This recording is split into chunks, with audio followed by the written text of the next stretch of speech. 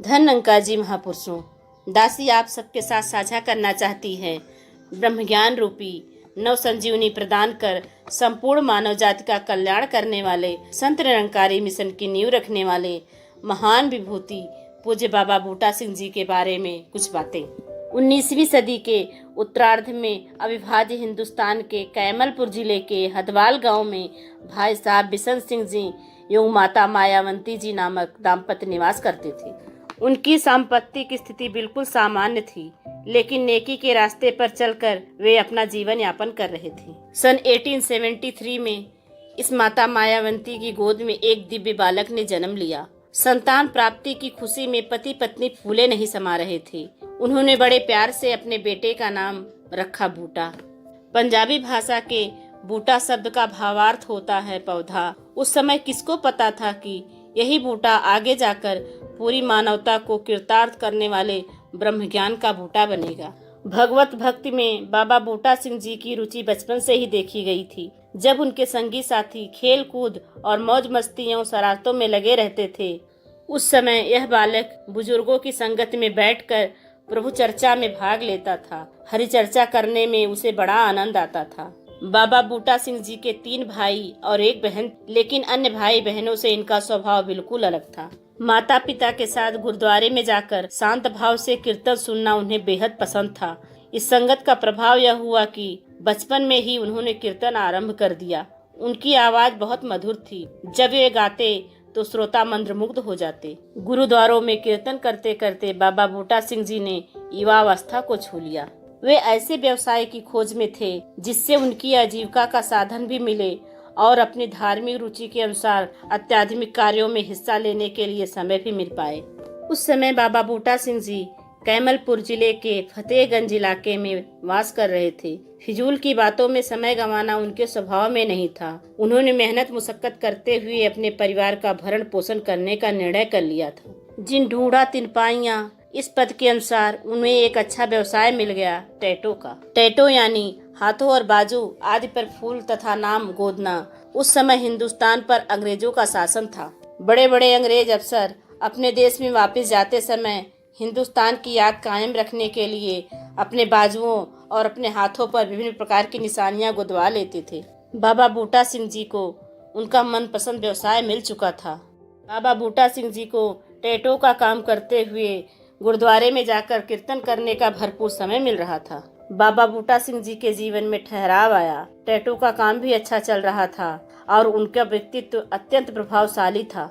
उन्हें अंग्रेजी, फारसी, उर्दू, हिंदी इत्यादि भाषाओं का ज्ञान था। आप खुशमिजाज थे। शारीरिक तौर पर आप ऊंचे लंबे थे तथा बहुत तेज चलते थे।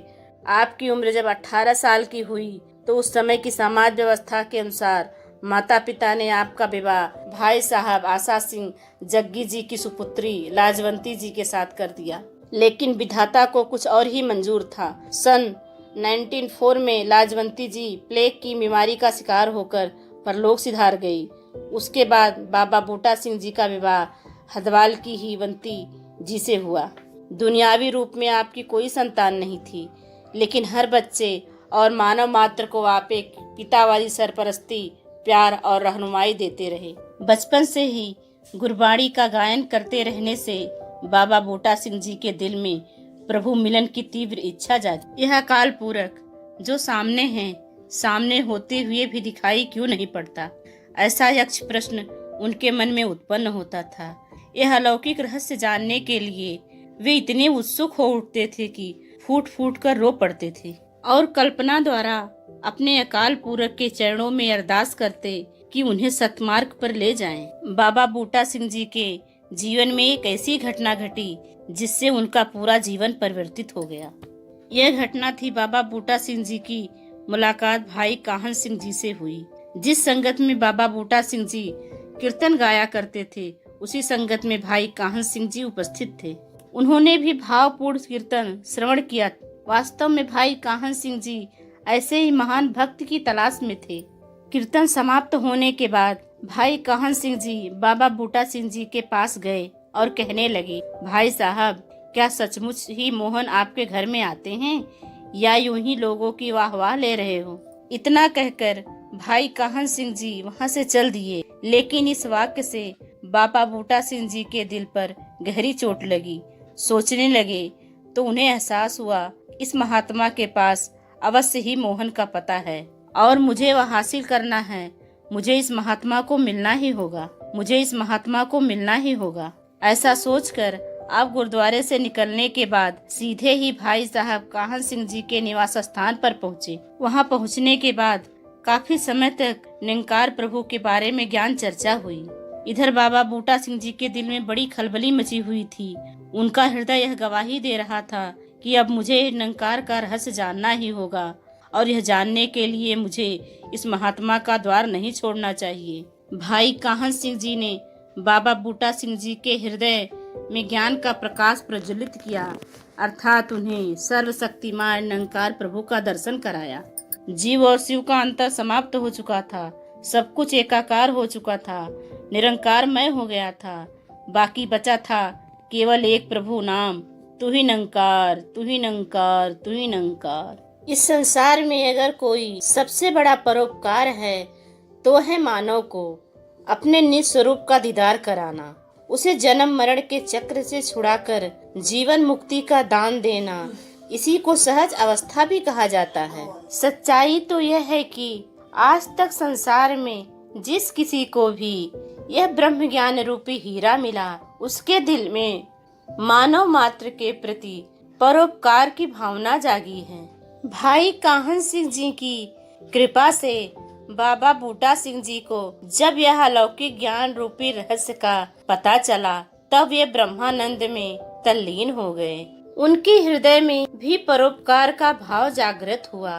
तब उन्होंने अपने सतगुरु के चरणों में अरदास रखी कि हे दीन दयाल, मैं यह ज्ञान सारे संसार में बांटना चाहता हूँ। कृपया आप मुझे आज्ञा दीजिए और किसी प्रकार का बंधन न डालें, क्योंकि आज संसार में इस ज्ञान के लिए लोग तड़प रहे हैं। भाई काहन सिंह जी ने यह मन ही मन में जान लिया था कि आपका निर्मल हृदय यह ब्रह्म ज्ञान का खजाना बांटने के लिए अत्यंत उपयुक्त है और यह ज्ञान संसार के हर मानव, हर इंसान तक पहुँचे, यह उनके अपने दिल की तमन्ना भी थी। लेकिन भाई काहन सिंह जी अपने पूर्वानुभव से वाकिफ थे। सत्य का ज्ञान बांटने की कोशिश करने वाले उनके पूर्वजों के साथ उस समय के रूढ़िवादी लोगों ने दुर्व्यवहार किया था। वह उनकी आंखों के सामने था।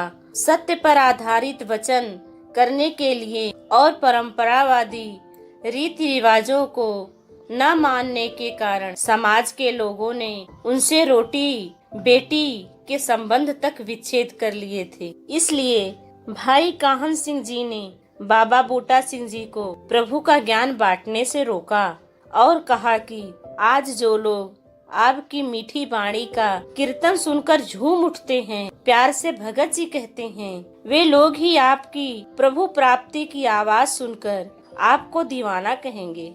हो सकता है आपको शारीरिक यातनाएं भी दें। इतना सुनने के बावजूद भी बाबा बूटा सिंह जी का हृदय सत्य का ज्ञान बांटने के लिए लालायित था। उन्होंने सतगुरु देव के चरण पकड़कर प्रार्थना रखी कि आप शारीरिक यातनाओं की परवाह न करते हुए प्रभु चर्चा और ब्रह्म ज्ञान का प्रचार घर घर में करना चाहते हैं। गुरु के आदेश को सिरोधार्य करते हुए 15 वर्षों तक आप स्वयं ही इस अमूल्य ज्ञान रूपी अमृत का रसपान करते रहे। जो कोई भी आपके सानिध्य में आता, उसे आप कुछ अजीब से सवाल करते। सहसा आप पूछते कि आपका पिता कौन है, आपको कहाँ जाना है, आपका घर कौन सा है, इत्यादि। इन सवालों के बाद किसी ने थोड़ी सी भी जिज्ञासा जताई तो बाबा बूटा सिंह जी उसे तुरंत ब्रह्म ज्ञान प्रदान कर उसका कल्याण करते। जैसे कुरुक्षेत्र में भगवान श्री कृष्ण ने अर्जुन को रथ पर खड़े खड़े ही अपने विराट स्वरूप का दर्शन कराया, वैसे ही बाबा बूटा सिंह जी जिज्ञासुओं को जहाँ मिलते वहीं ब्रह्म ज्ञान की दौलत बांटते। पुरातन समय में भगवान श्री राम और भरत के अद्वितीय बंधु प्रेम की भरत भेंट प्रसिद्ध है। इसी प्रकार से वर्तमान समय में बाबा बूटा सिंह जी एवं बाबा अवतार सिंह जी का दिव्य मिलन भी इतिहास में अजर अमर स्थान प्राप्त कर चुका है। इसलिए इस दिन को संत निरंकारी मिशन का स्थापना दिवस मनाया जाता है। सन 1929 के मई मास का अंतिम सप्ताह चल रहा। दूध बेचने का व्यवसाय करने वाले भाई साहब धन्ना सिंह जी ने बाबा अवतार सिंह जी, बाबा बूटा सिंह जी के बारे में पहले ही बहुत कुछ बताया था। तब से बाबा अवतार सिंह जी बाबा बूटा सिंह जी से मिलन की प्रतीक्षा कर रहे थे। ईश्वर की लीला अपरंपार है। उन्हें ज्यादा दिन इंतजार करने की जरूरत नहीं पड़ी। इसी महीने के अंतिम सप्ताह में जबकि बाबा अवतार सिंह जी अपनी बेकरी की दुकान पर खड़े थे, उनके पड़ोसी भाई अनूप सिंह जी ने अचानक बाबा बूटा सिंह जी को वहां से गुजरते हुए देखा तो बाबा अवतार सिंह जी को आवाज लगाई, भाई अवतार सिंह जी, वह देखिए बाबा बूटा सिंह जी जा रहे हैं जिन्हें आप मिलना चाहते थे। भाई अनूप सिंह जी की पुकार के साथ ही बाबा अवतार सिंह जी ने उस तरफ नजर डाली तो बाबा बूटा सिंह जी का तेजस्वी रूप देखकर दंग रह गए। उनकी वेशभूषा व चेहरे का तेज देखकर उन्हें लगा कि कोई बहुत बड़ा रईस अथवा कोई महाराजा ही जा रहा है। भाई अनूप सिंह जी ने आगे बढ़कर बाबा बूटा सिंह जी से उनका कुशल क्षेम पूछते हुए कहा, कहो भाई साहब, क्या हाल है, आनंद में हो? अनूप सिंह जी की बात सुनकर आपने तुरंत जवाब दिया, कौन सा आनंद पूछते हो, भीतर का या बाहर का?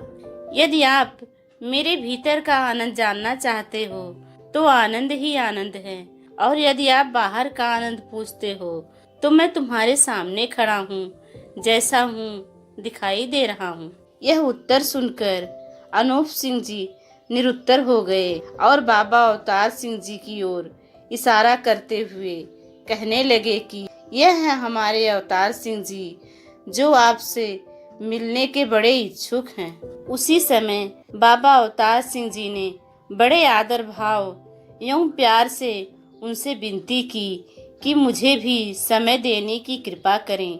मैं आपसे गुरबाणी का रहस्य तथा व्याख्या समझना चाहता हूँ। गुरबाणी का रहस्य जानने की भावना प्रकट करने वाला जिज्ञासु देखकर बाबा बूटा सिंह जी बहुत प्रसन्न हुए और कहा कि चलो भाई साहब, यहीं आपकी दुकान पर बैठकर ही थोड़ा विचार विमर्श कर लेते हैं। ऐसा कहकर बिना किसी उत्तर की प्रतीक्षा किए आपकी दुकान पर पहुंच गए। मुस्कुराते हुए कहने लगे, भाई साहब, आप पहले ऐसे व्यक्ति हैं जिन्होंने यह जिज्ञासा जाहिर की है। अन्यथा संसार तो आत्मा परमात्मा की बात को सुनना ही नहीं चाहता। आप सचमुच धन्य हैं। इधर बाबा बूटा सिंह जी वचन विलास करने में मस्त थे तो उधर बाबा अवतार सिंह जी किसी और ही चिंता में डूबे हुए थे, क्योंकि बाबा बूटा सिंह जी के अचानक उनकी दुकान पर आने के कारण वे सोच में पड़ गए थे कि इतना उज्जवल तथा शानदार पहरावा धारण करने वाले महान व्यक्ति को मैं कहाँ बिठाऊं। बेकरी की जगह की हालत किसी से छिपी नहीं है। इस तरह बाबा अवतार सिंह जी को अनमंजस में पड़े देखकर आपने स्वयं ही एक पटड़ी अपनी ओर खींची और उस पर बैठते हुए बाबा अवतार सिंह जी को भी बैठने के लिए कहा। बाबा बूटा सिंह जी की इस सहज अवस्था से बाबा अवतार सिंह जी और अधिक प्रभावित हुए बिना नहीं रह सके। उनके मन में यही भाव आया कि यह कैसा महान व्यक्ति है जिसे कहीं भी बैठ जाने में रत्ती भर भी संकोच नहीं है, अन्यथा उज्जवल कपड़े पहने वाले किसी ऐसे स्थान पर बैठने से पहले 100 बार सोचते हैं। बाबा जी के बैठने के बाद आपने बड़े ही अदब से और कुछ संकुचाते हुए बाबा बूटा सिंह जी से प्रभु भक्ति के विषय पर चर्चा करने के लिए समय प्रदान करने की मांग की। इस पर बाबा बूटा सिंह जी हार्दिक प्रसन्नता से बोले, जब भी आपको समय हो मैं आपके पास आ जाया करूँगा, मैं प्रतिदिन भी आ सकता हूँ। यह सुनकर बाबा अवतार सिंह जी ने कहा, सदा प्यासा ही चलकर कुएं के पास जाता है, इसलिए आप कष्ट करने की बजाय मुझे समय और स्थान बता दीजिए, मैं स्वयं ही चरणों में उपस्थित हो जाऊंगा। दूसरे दिन नित्य की भांति सुबह गुरुद्वारे में नमस्कार करने के उपरांत 8 बजे से पहले ही बाबा अवतार सिंह जी बाबा बूटा सिंह जी के निवास स्थान पर पहुँचे। उधर भी उनका ही इंतजार हो रहा था। जैसे ही बाबा अवतार सिंह जी वहां पहुँचे, बाबा बूटा सिंह जी ने स्वयं उन्हें बड़े प्यार और सत्कार से बैठाया।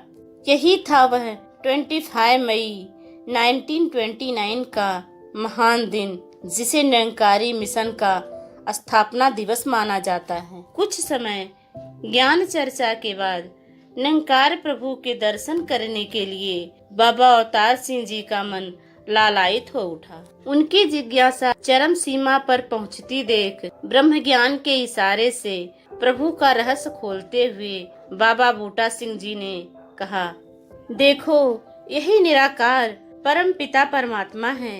इसी की खोज में लोग जप तप कर रहे तथा जंगलों पर्वतों में जा जाकर अपना जीवन और समय नष्ट कर रहे हैं। अच्छी तरह देख लो, यह हर जगह परिपूर्ण है। यह सृष्टि बनाने से पहले भी था और प्रलय हो जाने पर भी ऐसे ही रहेगा। सतगुरु की असीम कृपा से निरंकार प्रभु का दर्शन होने के कारण बाबा अवतार सिंह जी के आनंद का कोई पारावार न था। बार बार अपने सतगुरु के चरणों में नमस्कार करके प्रभु प्रेम के अनोखे रंग में रंगकर वे अपने घर पहुँचे। अगले दिन सुबह होते ही बाबा अवतार सिंह जी बाबा बूटा सिंह जी के निवास स्थान की ओर चल पड़े तो मार्ग में ही आपको बाबा जी के दर्शन हो गए। सतगुरु को देखते ही आप भागकर चरणों में लिपट गए तथा अनेक प्रकार से सतगुरु देव की स्तुति करने लगे। बाबा बूटा सिंह जी ने आपको उठाकर गले लगाया और दोनों मिलकर सैर के लिए चल पड़े। बाबा बूटा सिंह जी ने कहा कि चलते चलते भी निरंकार का सुमरन करते रहिए। इस आज्ञा उपरांत बाबा बूटा सिंह जी ने आपको सवाल किया, भाई साहब जी, क्या आप 4 खड़ियों का वर्णन जानते हैं? तो बाबा अवतार सिंह जी ने इनकार में सिर हिला दिया। तब बाबा जी कहने लगे, फिर मुझसे पूछती क्यों नहीं, मैं आपको समझा सकता हूँ। बाबा जी की आवाज ठीक से ना सुनने के कारण आपने चौंकते हुए कहा, क्या? तो बाबा बूटा सिंह जी बोले, मैंने आपसे 4 खड़ियों के विषय में पूछा था। इस पर आपने जवाब नहीं दिया। वे तो मैं भली प्रकार जानता हूँ। तो बाबा बूटा सिंह जी ने टोकते हुए कहा, भाई साहब जी, मेरे द्वारा पहली बार पूछे जाने पर आपने इनकार क्यों कर दिया? इस पर बाबा अवतार सिंह जी ने उत्तर दिया कि मैं तो आपकी आज्ञा अनुसार निरंकार के सुमरन में लगा हुआ था, इसलिए मैंने आपका प्रश्न सुना ही नहीं तो उत्तर कैसे दे पाता। बाबा बूटा सिंह जी बाबा अवतार सिंह जी के इस उत्तर से इतने प्रसन्न हुए कि मिल गया कहते हुए बाबा अवतार सिंह जी को नमस्कार करने लगे। आपकी इस अवस्था को देखते हुए बाबा अवतार सिंह जी ने घबराते हुए कहा, महाराज यह क्या कर रहे हैं? बाबा बूटा सिंह जी ने उत्तर दिया, आप धन्य हैं, आप महान हैं, ध्यान हो तो ऐसा हो। मैं तो आप जैसे ही शिष्य की खोज में था जो पूर्ण रूप से मेरे वचनों को हृदय में स्थान दे सके। आप ही ऐसे व्यक्ति हैं, इसलिए मैंने आपको नमस्कार की है। महान प्रभु भक्त संत मीराबाई को विष का प्याला दिया गया था, यह हम इतिहास के पन्नों में पढ़ते हैं। भगवान बुद्ध से द्वेष करने वाले इंसान ने उन्हें विषाक्त भोजन खिलाया था, इसका विवरण भी इतिहास में हम पढ़ते हैं। समय समय पर आए हुए महापुरुषों का अज्ञानता के कारण विरोध किया गया, लेकिन बैर विरोध करने वाले लोगों पर तरस खाकर महापुरुषों ने उन्हें हमेशा बख्शा है। संपूर्ण अवतार वाणी में बाबा अवतार सिंह जी इस बात का बहुत सुंदर तरीके से जिक्र करते हैं। एक तू ही निरंकार, जिने अपनाया सत्य मार्ग को, यह जग करता बैर रहा, संत हरि का कष्ट उठाकर सदा सदा निर्वैर रहा। संत जनों को मन मुख अरदम बौराना ही कहते हैं, संतों से निज स्वार्थ खाते बैर कमाते रहते हैं। गलत बताए रहबर को जिन्हें रास्ते की पहचान नहीं, जग जो चाहे बात बनाए हरिजन देते ध्यान नहीं। निर्दयी शासक रूढ़िवादी इनको सदा सताते रहें, काजी पंडित कट्टरपंथी झूठे दोष लगाते रहें। जब आए तो बात न माने, मरे तो पीछे चलते हैं। कहे अवतार जगत में मूर्ख, आज भी मन की करते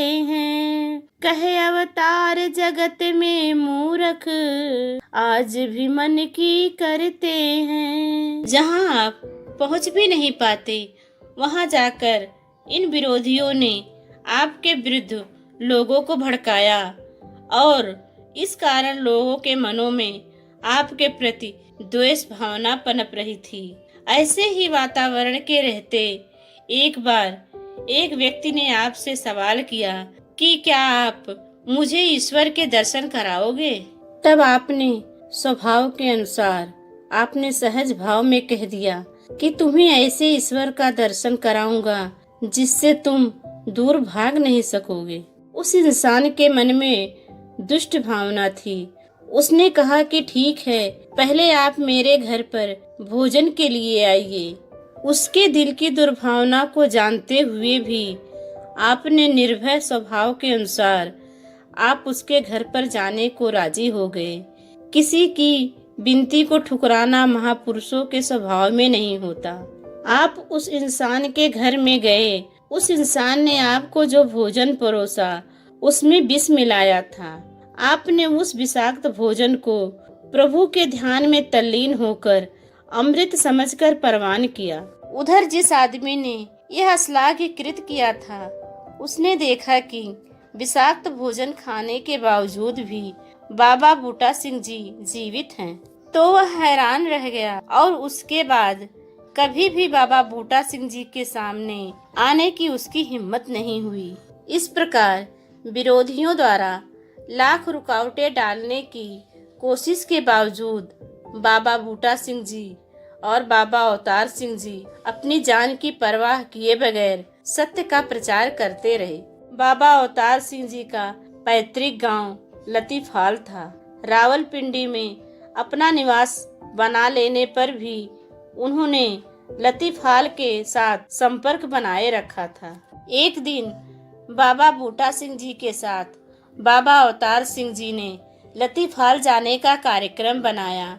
लतीफाल जाने के लिए रेल यात्रा से ढूढ़ियाल नामक स्टेशन पर उतरना पड़ता था और वहां से करीब 3-4 मील पैदल जाना पड़ता था। ढूढ़ियाल में आपके विरोधियों का काफी जोर था।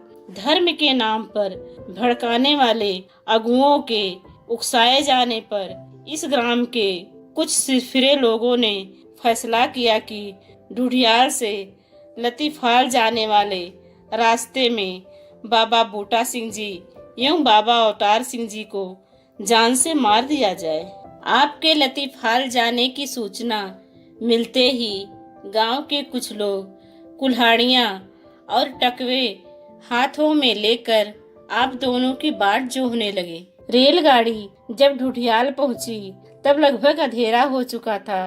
लतीफाल बाबा अवतार सिंह जी का पैतृक मकान होने के नाते हमेशा की भांति उसी रास्ते पर चल पड़े, जिससे होकर वे कई बार अपने गांव जा चुके थे। उसी मार्ग पर हत्यारे दाव लगाए बैठे थे। आप दोनों चलते चलते प्रभु चर्चा में इतने लीन हुए कि अनजाने में ही अपने गांव जाने का निश्चित मार्ग छोड़ दिया, या यूं कहिए कि निरंकार प्रभु ने स्वयं ही आपका मार्ग बदल दिया और एक लंबा चक्कर काट कर दोनों सकुशल घर पहुंच गए। बेचारे हत्यारे घंटों आपका इंतजार करते रहे। इस घटना का पता भी उन्हीं में से एक के बता देने पर पता चला। ऐसी घटनाओं के बावजूद इस दिव्य जोड़ी के सत्य के प्रचार में रत्ती भर भी कमी नहीं आई। बाबा बूटा सिंह जी अपनी आजीविका खुद मेहनत मुशक्कत करके चलाते थे और उसी में से संतों की सेवा भी करते थे। खुद ही जी जान से सेवा करते हुए आपने संत सेवा की महत्ता को प्रकट किया था। इसके अलावा सुबह शाम सत्संग में उपस्थित रहकर आप भक्त जनों को सत्संग की महिमा से अवगत कराते थे। महापुरुषों की खुद सेवा करके वे एक दूसरे को बुलाकर संत सेवा करने की प्रेरणा महापुरुषों को दिया करते थे। कई बार बड़े अजीबोगरीब तरीके से किए गए आपके कर्म लोगों की चर्चा का विषय बन जाते। आपके जीवन में घटी यह घटना आपकी सेवा भावना एवं निर्लेप अवस्था का साक्षात प्रमाण है। एक दिन आपको करीब 150 रुपए की कमाई हो गई।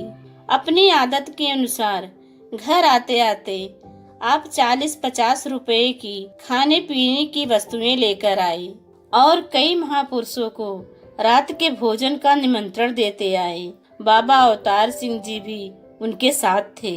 भोजन के बाद बहुत सारे महापुरुष निकल पड़े। बाबा अवतार सिंह जी को आपने थोड़ी देर के लिए रोके रखा। थोड़ी देर के बाद आपने अपनी पत्नी मातावंती जी के पास रखे हुए बाकी रुपयों में से 30 रुपए मांगे। मातावंती जी ने तुरंत रुपए निकाल कर दे दिए। थोड़े समय उपरांत ही वे सारे रुपए संतों को देकर आप वापस लौट आए और मातावंती जी से बाकी रुपए भी मांगे। मातावंती जी ने कुछ संकोच किया तो आपने दोबारा रुपए मांगे। फिर तो माता जी ने सब रुपए निकाल कर दे दिए, परंतु वह अपनी नाराजगी छुपा ना पाई। आपने माचिस लेकर उन सब नोटों को आग लगा दी। वहाँ खड़े खड़े बाबा अवतार सिंह जी बड़ी हैरानी से यह सारा तमाशा चुपचाप देखते रहे, परंतु आपको रोकने का साहस नहीं कर पाए। नोटों की राख की ढेरी को देखकर आप हंसकर कहने लगे, देखो वंती जी, मैंने अपने और तुम्हारे प्यार के बीच आई दीवार को हटा दिया है। माया एक ऐसी दीवार है जो आत्मा और परमात्मा के मिलने में सबसे बड़ी बाधा होती है। जो माया अथवा धन दौलत प्यार की राह में दीवार बन जाए, उसे चकनाचूर कर देना ही अच्छा है। तब बाबा अवतार सिंह जी ने उत्तर दिया, ऐसा कर सकना हर किसी के बस की बात नहीं, कोई पूर्ण महापुरुष ही ऐसा कर सकता है। बाबा बूटा सिंह जी त्रिकालदर्शी थे। इन महापुरुषों की श्रद्धा, भक्ति एवं सत्य प्रचार की लगन को देखकर आप मन ही मन प्रसन्न होकर इन महापुरुषों को कई वरदान देते। कई बार संगत को संबोधित करते हुए उनके मुखारविंद से उद्गार निकले, आप देखेंगे एक दिन यह मिशन पूरे विश्व पर छा जाएगा और सभी ओर इसी की जय जयकार होगी। बाबा बूटा सिंह जी के मुख से निकला एक एक वचन सत्य होते संसार ने देखा है। आज हम देख रहे हैं कि निरंकारी मिशन पूरे विश्व में फैल रहा है और सही मायनों में वासुदेव कुटुंबकम का सपना साकार कर रहा है। घंटों लाइनों में खड़े रहकर सतगुरुदेव के दर्शनों की एक झलक मात्र से भक्तजन तृप्त होते दिखाई दे रहे हैं। उस समय बाबा बूटा सिंह जी द्वारा बताई हुई और असंभव सी लगने वाली बातें वह आशीर्वाद आज प्रत्यक्ष रूप धारण कर चुके हैं, आज दिखाई दे रहे हैं। इस विलोभनीय चित्र के शिल्पकार थे बाबा बूटा सिंह जी महाराज। सामान्य इंसान जिसकी कल्पना तक नहीं कर सकते, ऐसी ऐसी बातें बाबा बूटा सिंह जी अपनी वाणी और कर्म से प्रकट कर रहे थे। त्रिकालदर्शी सतगुरु के लिए यह सब कुछ करना संभव है। बाबा बूटा सिंह जी यूं बाबा अवतार सिंह जी सत्य की दिव्य प्रकाश मान ज्योति लेकर चारों ओर प्रकाश कर रहे थे। एक दिन यह दिव्य जोड़ी लाहौर में पहुंची। आप दोनों बाजार की सैर करते हुए चले जा रहे थे कि बाबा बूटा सिंह जी की दृष्टि एक ऐसे राज जोशी के बोर्ड पर पड़ी, जो आगे आने वाले हालात बताने में बहुत विख्यात था। उसके पास अपनी किस्मत का हाल जानने वाले व्यक्ति बहुत दूर दूर से आया करते थे। आपने बाबा अवतार सिंह जी से कहा, आओ तुम्हें एक तमाशा दिखाएं। बाबा अवतार सिंह जी को अपने पीछे पीछे आने का संकेत करते हुए बाबा बूटा सिंह जी जोशी महाराज की सीढ़ियों पर चढ़ गए।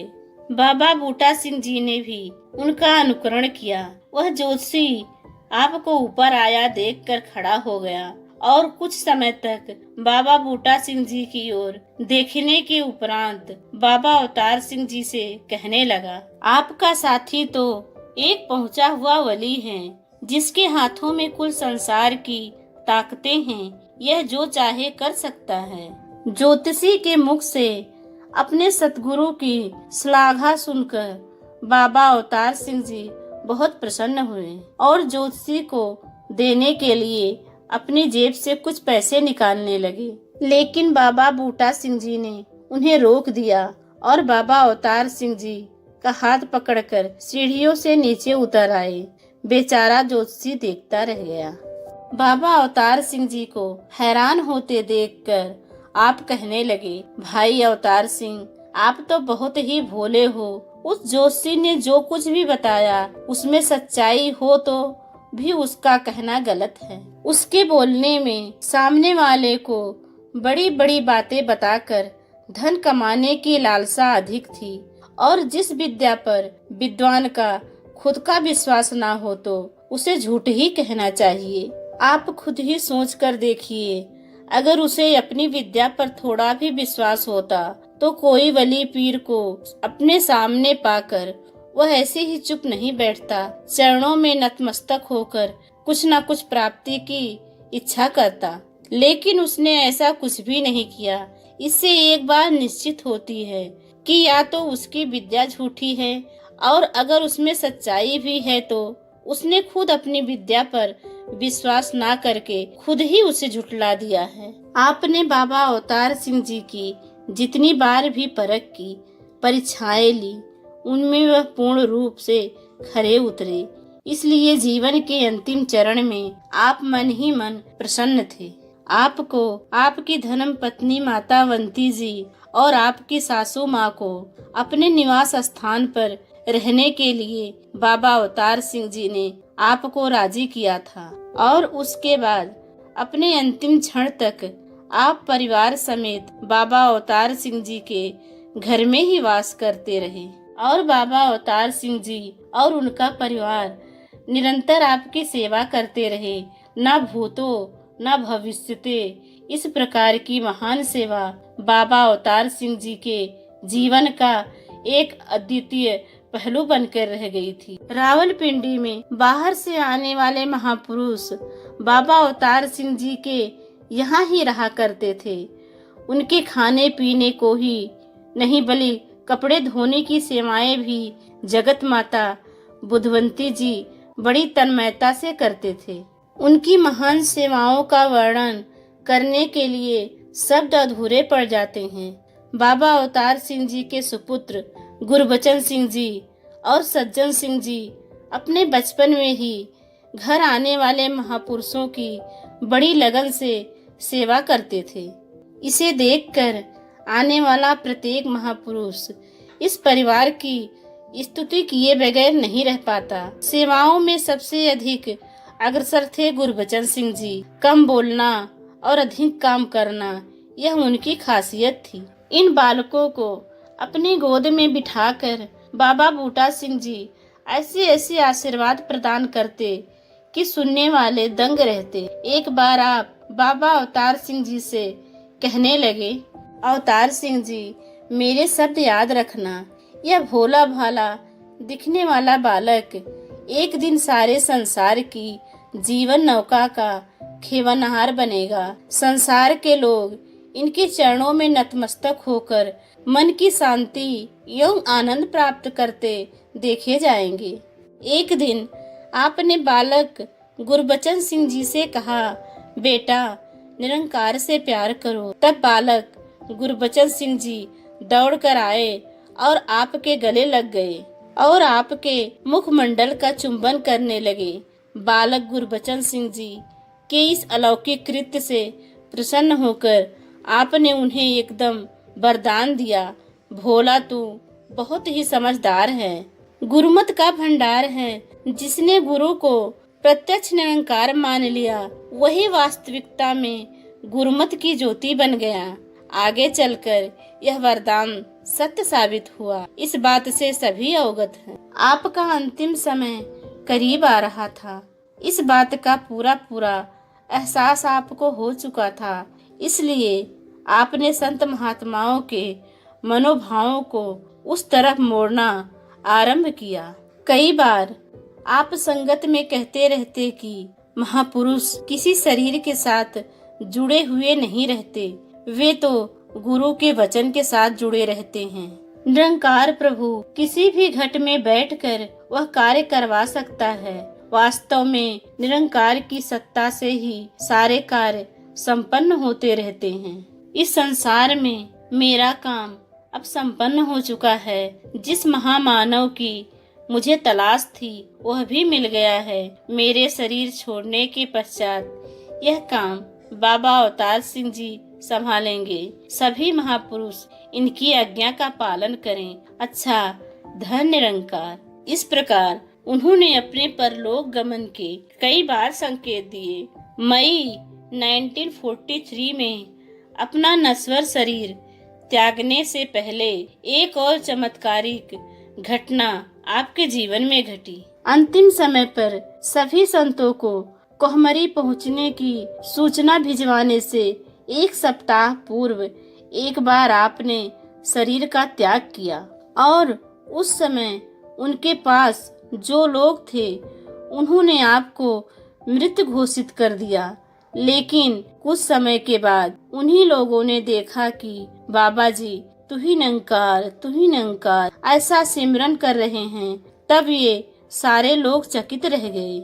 उनमें से किसी ने आपको पूछा, महाराज यह क्या कौतुक है? तब आपने हंसते हंसते जवाब दिया, कोई विशेष बात नहीं है, लेकिन जाते जाते मुझे महापुरुषों को दिए हुए वचन की याद आई।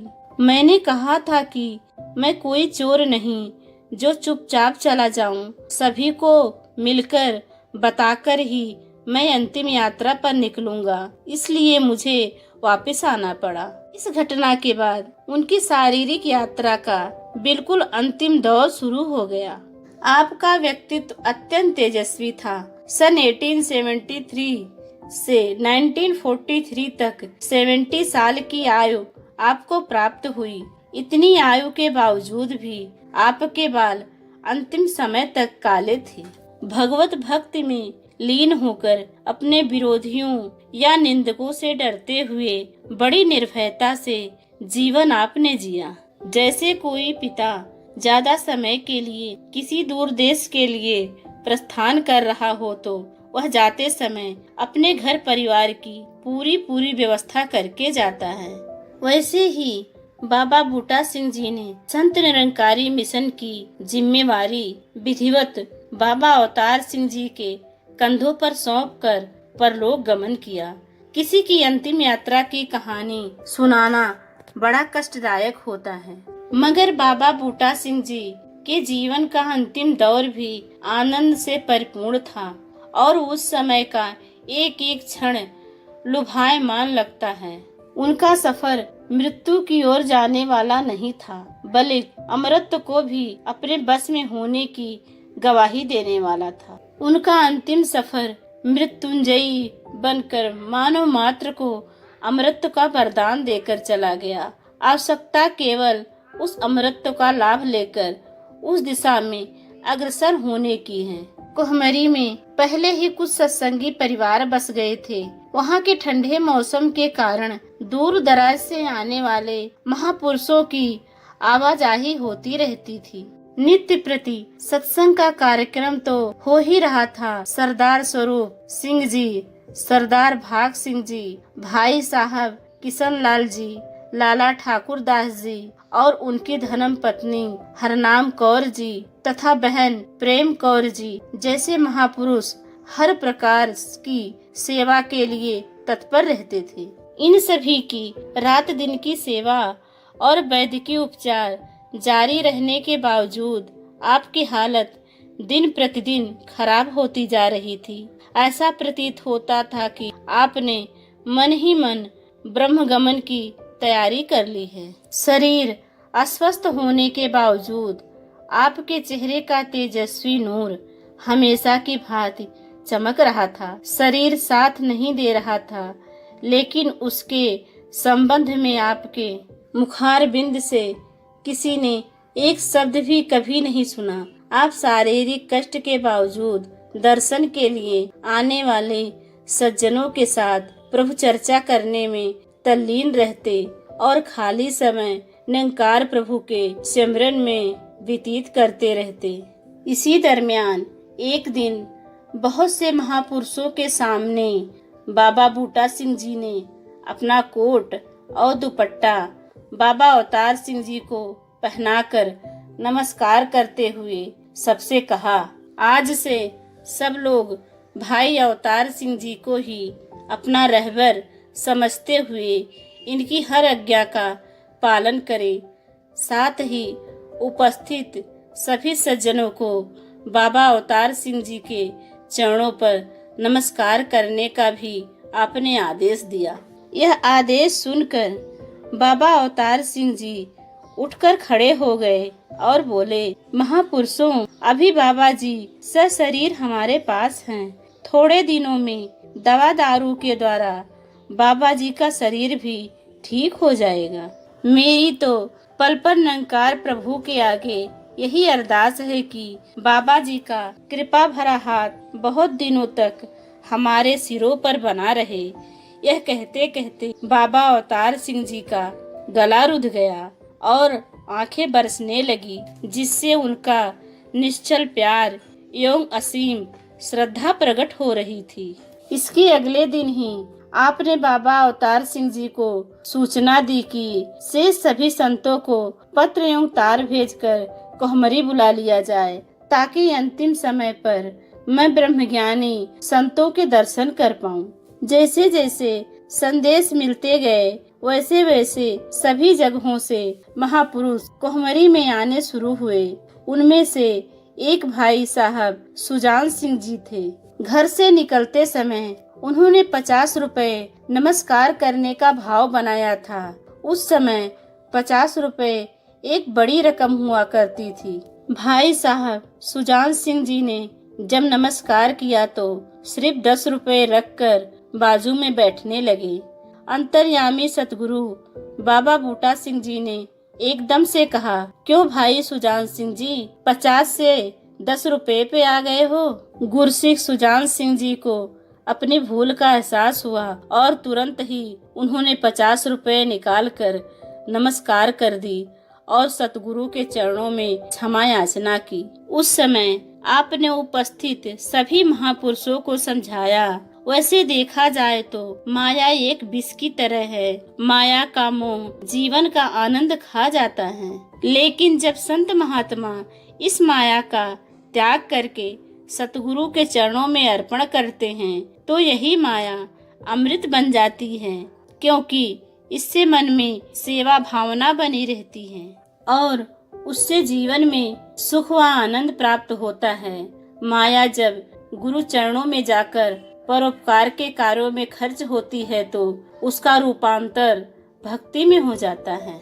बाबा जी का यह कथन श्रवण करने के बाद एक के पीछे एक करके सभी उपस्थित गुरसिख आशीर्वाद लेने लगे। गुरसिखों द्वारा नमस्कार में रखे हुए नोटों पर बाबा जी हाथ फेरने लगे। बाबा जी का यह कृत्य देखकर कई महापुरुष हैरान होने लगे। अंतर्यामी होने के नाते यह बात आपने भांप ली और इसका भेद खोलते हुए स्वयं ही कहने लगे। आप में से कई सज्जन यह सोच रहे होंगे कि मैं इन नोटों के ऊपर अपना हाथ क्यों फेर रहा हूँ। सच पूछो तो मैं आपके नोट बढ़ा रहा हूँ।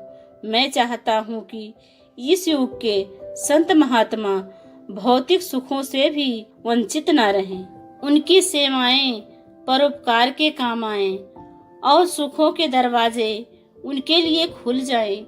आपके आशीर्वाद आज फलीभूत हुए नजर आ रहे हैं, क्योंकि तन मन धन की सेवा करने वाले निरंकारी भक्तों के पास सांसारिक सुखों की भी कोई कमी नहीं है। नाम धन के साथ साथ भौतिक धन से भी वे अमीर बन रहे हैं। बाबा अवतार सिंह जी के सुपुत्र गुरबचन सिंह जी और सज्जन सिंह जी ने जब आपके चरणों में 5-5 रुपए द्वारा नमस्कार की तो आप अति प्रसन्न हुए। उन दोनों को करीब बुलाकर आपने प्यार से उनकी पीठ पर हाथ फेरा और कहा कि इन 2 सफेद चादरों को बीच में सिलवा कर ले आओ।